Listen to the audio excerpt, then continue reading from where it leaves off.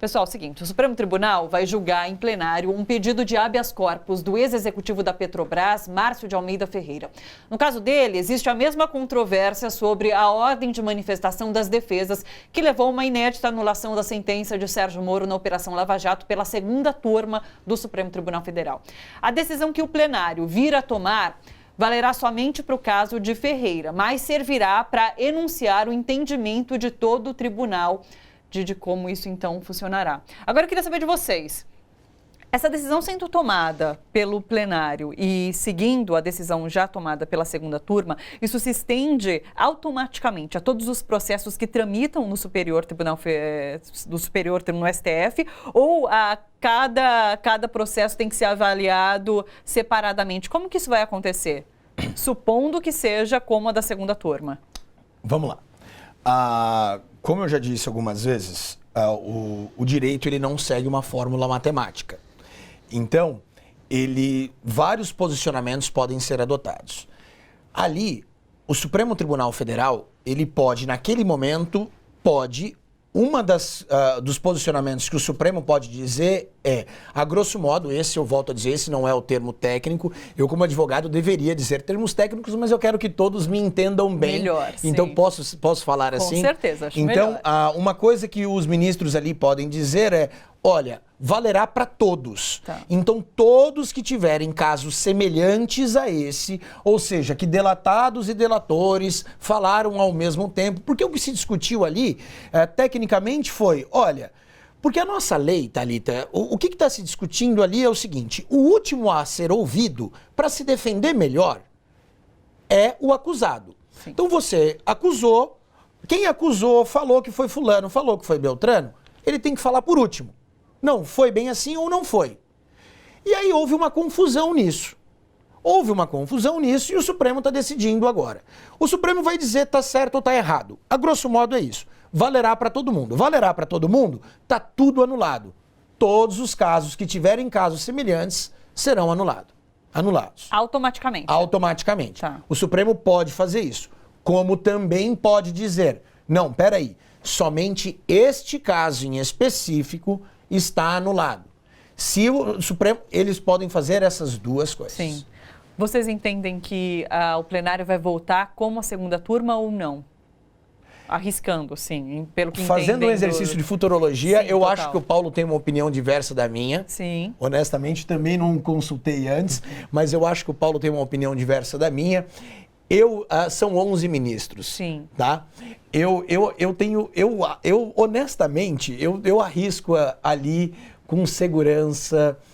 Ai, eu tenho tanto medo de falar isso que eu tenho medo de errar, Thalita. Não, mas tudo bem.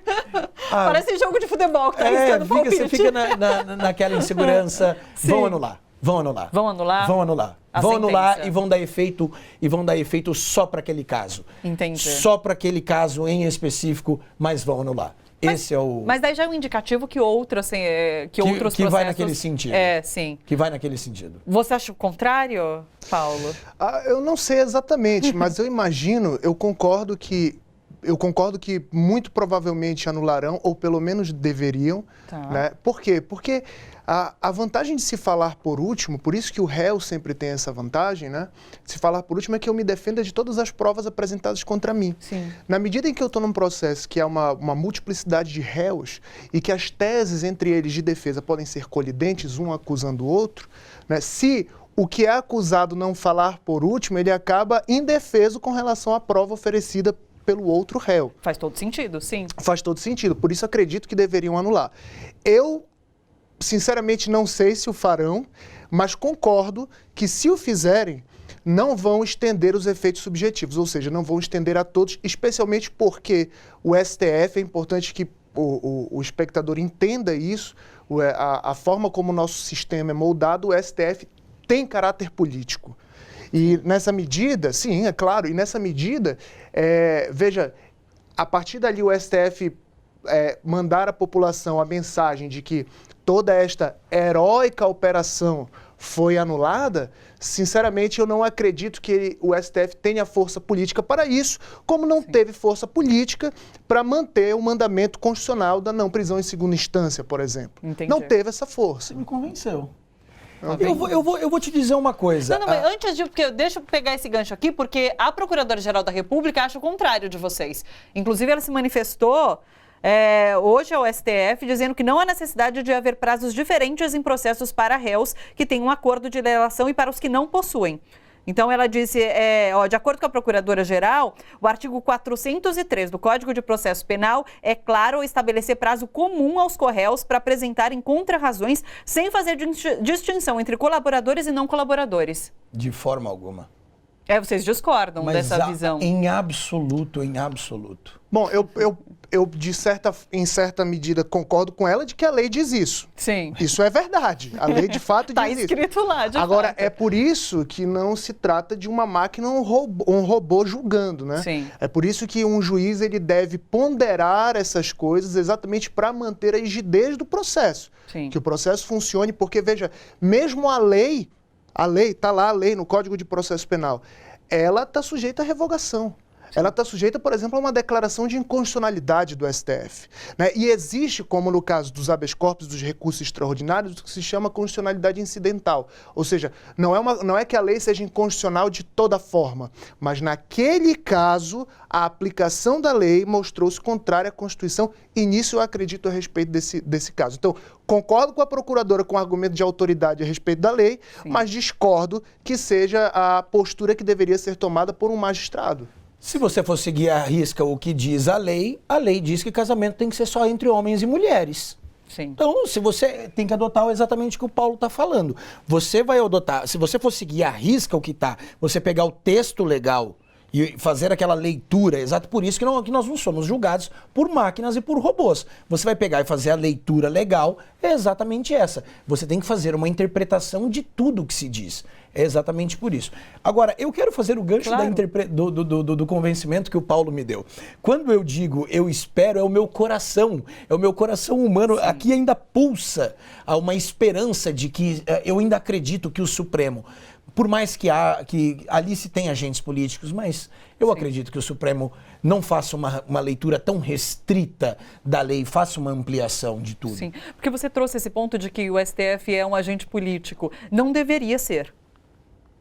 Da forma como o sistema é formado no Brasil, a figura que o Supremo Tribunal Federal assume na nossa Constituição, sim, ele deve ter um caráter político, mas veja, o caráter político é porque normalmente essa expressão é muito desgastada, mas o caráter político, ele de maneira alguma é político partidário. Sim. Ele é um caráter político porque o STF vai discutir questões fundamentais, como, por exemplo, na DPF a respeito do aborto dos anencéfalos. O que nós assistimos ali não foram ministros discutindo o artigo do Código de Processo Penal. Nós tivemos os ministros discutindo quando começa a vida. Então, ora, eu acreditar que tal discussão não tem força política, isso sim seria absolutamente ingênuo. Né? Então, obviamente, ele toma decisões políticas, mas que não devem ser político-partidárias e muito menos contrárias à Constituição, como não é novidade o que o STF tem feito, sejamos francos. Né? Inclusive, essa discussão do aborto foi retirada de pauta porque o STF entendeu que não era o momento da sociedade discutir essa questão. Então, há algo mais político do que isso, né? Exatamente. Agora, a gente fala sobre essas decisões de anulação da Lava Jato e chega a uma grande discussão que é em relação ao processo do ex-presidente Lula. O que vocês acham que vai acontecer em relação? Porque não é um habeas corpus, são algumas ações que tramitam no STF. O que vocês acham que vai acontecer em relação a todo esse processo? Bom, agora vem exatamente o que o Paulo está falando e aí fica uma questão muito mais séria do que a gente imagina. Não tem nada mais político do que isso. Né?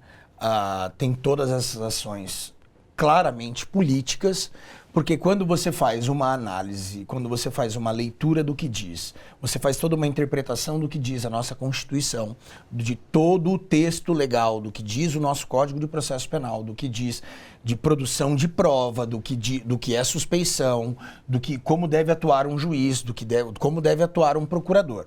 E você não vê um caso dessa natureza ser anulado, e você claramente vê uma atuação política, e qual é a razão disso? Do impacto social disso. Sim. Você anular o processo do presidente Lula, eu te dou um exemplo muito claro. Se vocês, Thalita, se recorda, o ministro Marco Aurélio dá uma decisão sobre prisão de segunda instância. Logo no final do ano. Ele dá uma prisão de segunda instância que claramente traria um impacto na prisão do presidente Lula. Sim. Horas depois, o presidente em exercício, o ministro Dias Toffoli, revoga. Horas depois. Mas assim, questão... Isso não sequer tem previsão legal no regimento interno do Supremo Tribunal Federal, não tem previsão na lei. Um ministro caça a decisão do outro que sequer havia sido publicado no Diário Oficial. A imprensa sabia primeiro, isso não tinha, não se tem notícia na história da República. Sim. Mas por que isso? Isso não traria impacto na vida dos milhares de presos traria de forma indireta, né? Mas claramente traria impacto no processo do Lula. O processo do Lula mudou o processo penal brasileiro. Mudou tudo. Então isso traz um impacto político que para nós é assustador. Algumas pessoas dizem risível, usam adjetivos que... Olha, para mim é assustador. Ele mudou toda a dinâmica de atuação, é um processo que... processos que levam 2 anos, 3 anos para ser julgado, o dele levou semanas. Você não consegue entender como é que o processo dele chega no Supremo com 4 horas. Sim. Isso não é o normal. Isso em nenhum lugar. A gente que não entende, não é o normal. Caso, aí não é normal de jeito nenhum. Não é. Sim. Você não consegue entender. Sim. Uma liminar que em qualquer lugar leva 4, 5 dias, às vezes 2 dias para ser julgada. A dele leva segundos, às vezes. Sim. Impetra de manhã, meio-dia, impetra às 9 da manhã, às 10h30 está julgada. Está tudo errado. Então tudo isso é político, sim. Não tem nada de direito. Não tem nenhuma decisão ali, nenhuma decisão judicial ali tem qualquer vínculo jurídico. Sim. É tudo político. Esse é o meu ponto de vista. Você falou que mudou a história do direito penal, de certa forma, esse processo do Lula. O STF tem a capacidade, nesse momento, de reverter isso que foi mudado para voltar ao caminho certo, em palavras leigas. Você acha que é isso, Paula? Sim, sem dúvida o STF tem não só esse poder, como esse dever, né? Sim.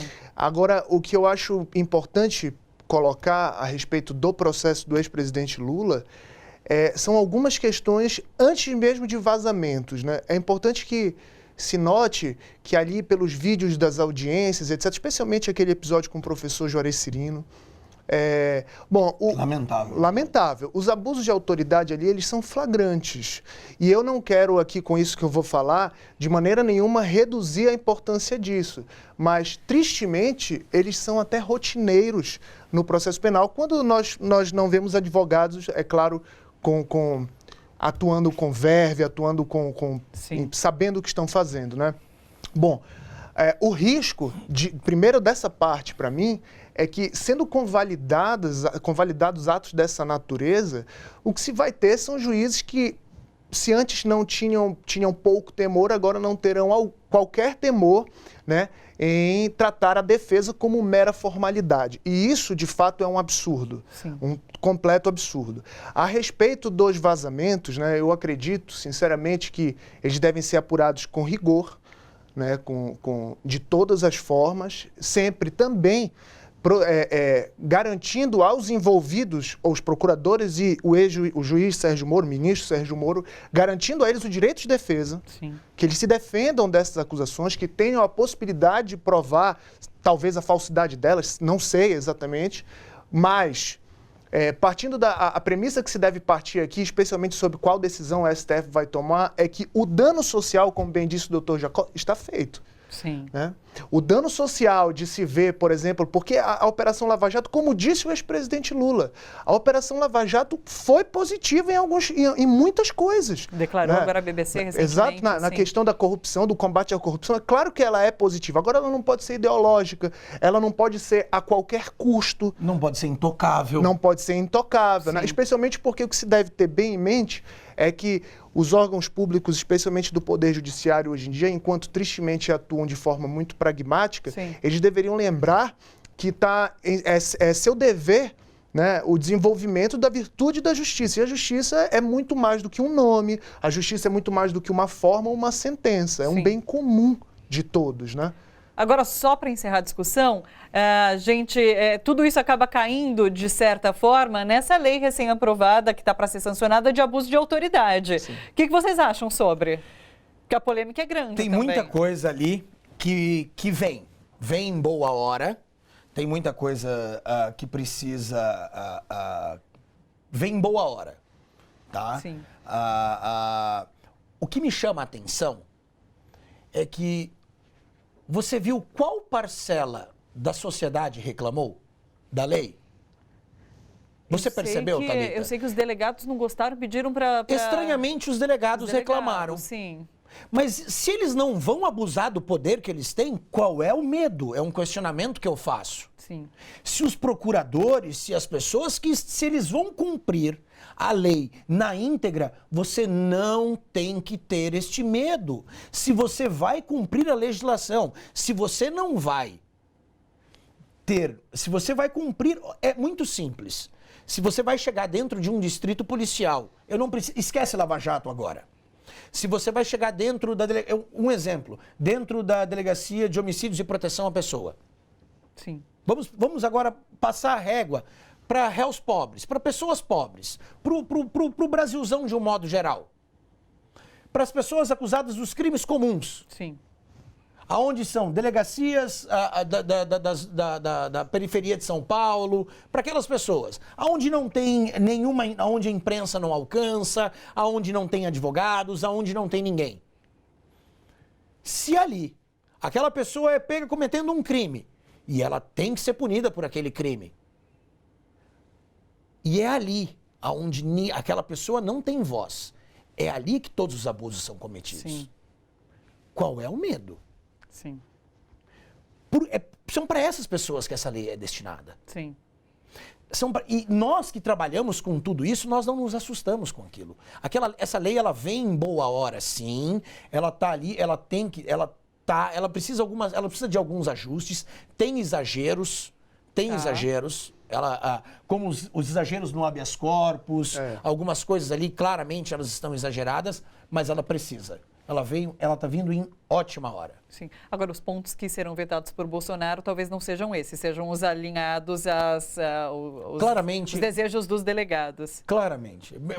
É o que me parece. Agora, Paulo, voltando só fazendo a conexão com a Operação Lava Jato, a Operação Lava Jato teria existido da forma como existiu caso essa lei já estivesse valendo? Sinceramente, eu acredito que sim. Sinceramente, eu acredito que sim, porque é importante lembrar que nós já temos uma lei de abuso de autoridade, né? E que, inclusive, é bastante específica e até bastante rigorosa, né? Agora, sinceramente, eu acredito, e agora trazer a culpa para a gente, né? Eu acredito que existe, sim, uma inércia dos advogados no sentido de representar os juízes, representar os promotores, os delegados, ou toda e qualquer autoridade que abuse do seu poder. A lei já existe ali, eu concordo com o Dr. Jacó, no sentido de que, de fato, a lei é boa, tá? Mas algumas coisas, obviamente, devem ser vetadas, porque ali há, de fato, uma vontade política muito relacionada ao processo do ex-presidente Lula em alguns daqueles artigos ali. Mas é importante lembrar o seguinte, isso tudo só está acontecendo, toda essa controvérsia ela acontece, dada a estranha velocidade da tramitação na Câmara. Sim, é verdade. Porque, fora isso, se ela tivesse o trâmite comum, normal, esses artigos que existem lá, claramente influenciados por conta do processo do ex-presidente, eles são naturais no processo político. Sim. As forças políticas vêm inserindo suas ideias a esmo e aí, a partir disso, vai tendo discussões, uma série de coisas, higienizando a lei e o ato final é o veto ou a promulgação pelo presidente da República, né? Então, toda essa controvérsia da lei não é, de fato, pelo seu conteúdo, mas pela velocidade na tramitação. É por isso que, de sopetão, nós nos pegamos com campanhas na internet veta Bolsonaro, ao invés de campanhas na internet para deputados ainda discutirem e senadores. Ouvir parcelas da sociedade. E tem uma coisa muito interessante, pegando o gancho aqui no que você falou sobre... Mas e essa lei, se a Lava Jato seria do jeito que é? Mas já existia a lei para isso. Vazar, por exemplo, a conversa de interceptação telefônica ilegal. Sim. o Sérgio Moro vazou. Isso sempre foi proibido. Sempre foi proibido. E é crime, inclusive. Exato. E Aconteceu nada alguma coisa? nada. Pois é, já existia lei para isso. Sim.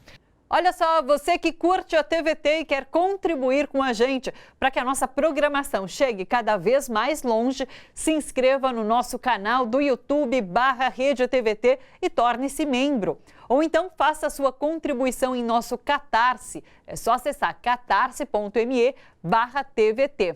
A gente agradece.